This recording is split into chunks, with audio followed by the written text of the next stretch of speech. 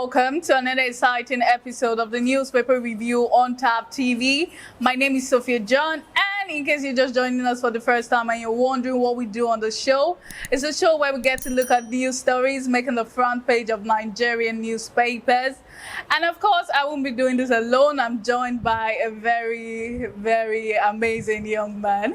His name is Bright. Bright, how you doing? Nice to meet you. Nice to meet you too. Thank you for joining us on the show. You're welcome. I must commend you. You look so amazing. The black goes with the ash and everything goes together and it's coordinated. Yeah, you know, I have good taste for fashion. Wow, you have good fashion taste? Yeah, definitely. And you're looking good, actually. Oh, thank you. Thank you very much. Thank you for joining us on the show once again. I'm honored to be here today. Yeah.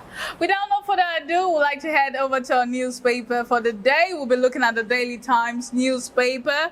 The Daily Times is leading officers, 24 soldiers face Enugu court-martial amid Southeast killings. And you can read that up on page 4 of the newspaper.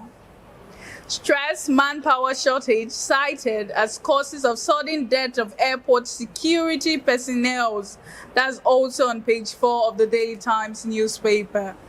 Our economy will soon bounce back, Tinubu assures. You can read that up also on page 4 of the newspaper. Why we purchase 160 million naira XUVs for senators. That's according to committee chair, and you can read that up on page 5 of the newspaper.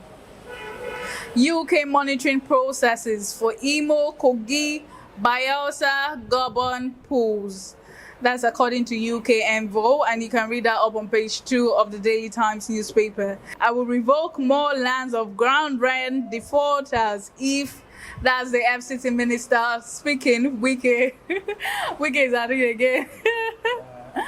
He moved from River State to the FCC and he's at it again. He's doing a great job over there. Though we know that he has been going around making some few changes in the FCT. Yes. Calling some impossible shots, if that's what I should call it. Impossible shots. Impossible shots, if that's what I should call it. And getting on the toes of so many ministers and so many governors. But we see that for him, it feels like he's doing the right thing. And I know he's going to do great as the minister of the FCT.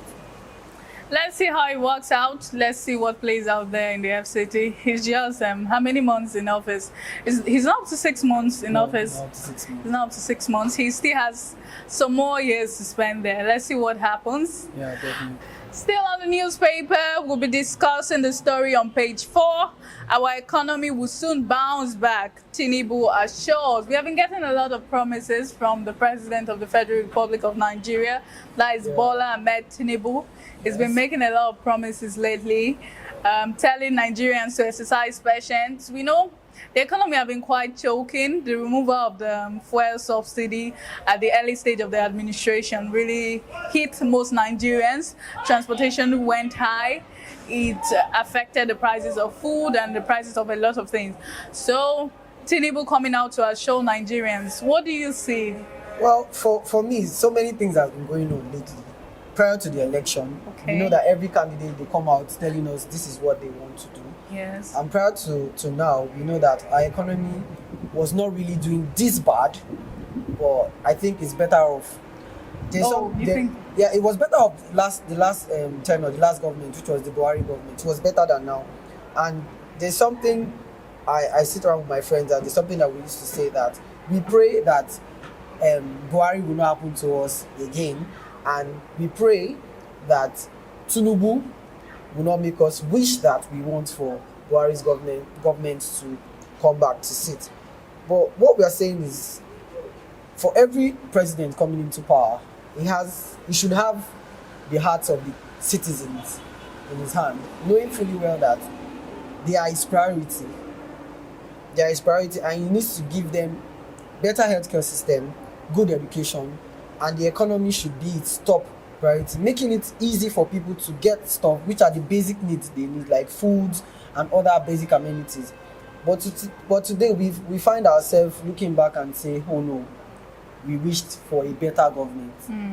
We wished for something better than what we are seeing now. Every day we find out that things are getting worse by the day, and it comes up every time to tell us that Nigeria is going to be better. Nigeria will get better. All we keep on getting is promises after promises. But sorry for interrupting you, if I might borrow the words of our First Lady, that is the person of Remi Tinubu, she said that her husband is not a magician. He inherited a bad government. So Nigerians should be patient. He's just only trying to do his best. How patient do you think Nigeria can? Yes, that's the thing. But do you actually notice that every administration ends up trying to blame the last administration?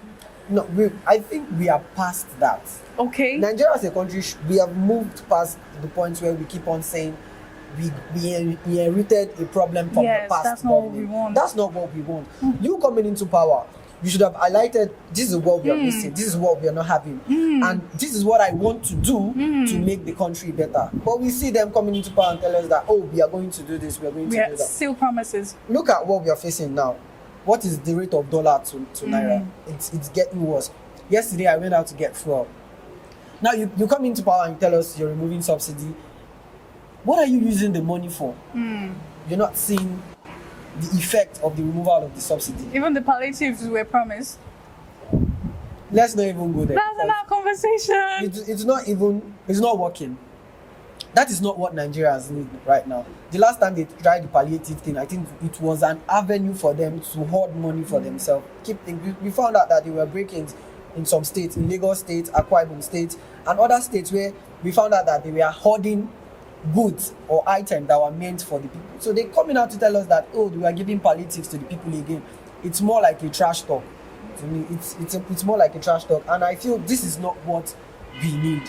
We as Nigerians, we need a government that is going to come into power and keep things going. Yes, he said, when I come into seat from the first day, I'll set things rolling. And we are rolling.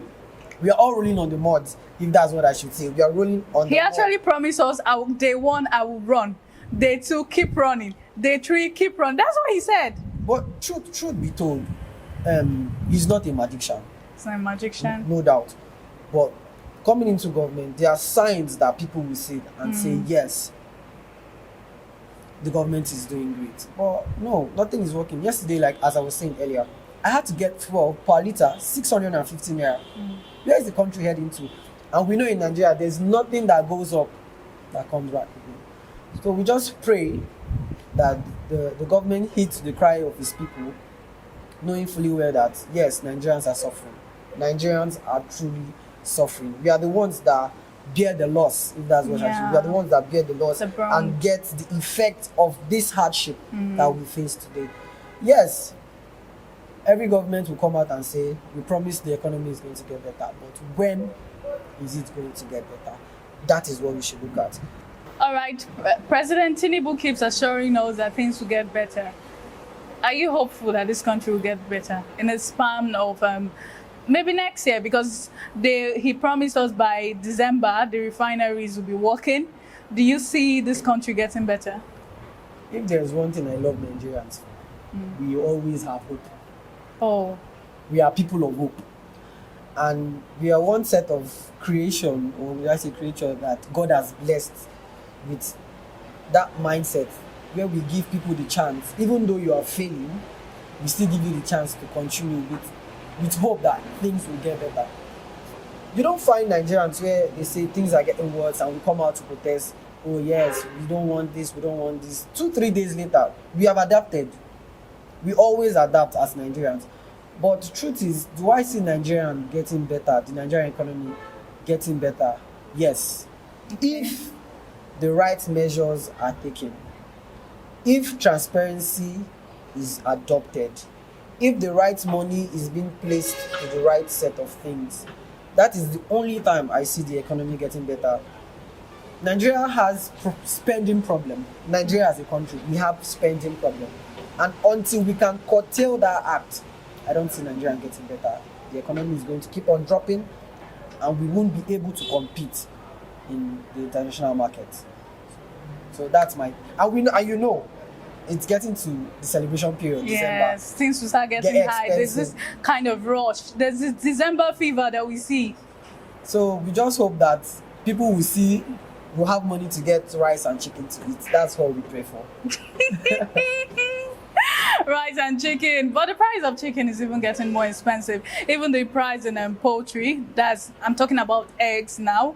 We used to get eggs at 50 naira rather. We used to get eggs at 50 naira. That was early this year, right? We were still getting eggs at 50 naira, but presently eggs is at the rate of 120. 120, and before December, I believe it's going to shoot to 150. Yes, even January, we know we experience egg scarcity because during the festive period, a lot of people have killed chicken. So we experience egg scarcity during January. How much will the price of egg be during January? Maybe like 200 or something. We don't pray for that to happen. Let's see what happens. Let's be hopeful. Nigerians always have a hopeful spirit. Let's be more hopeful for what will play out.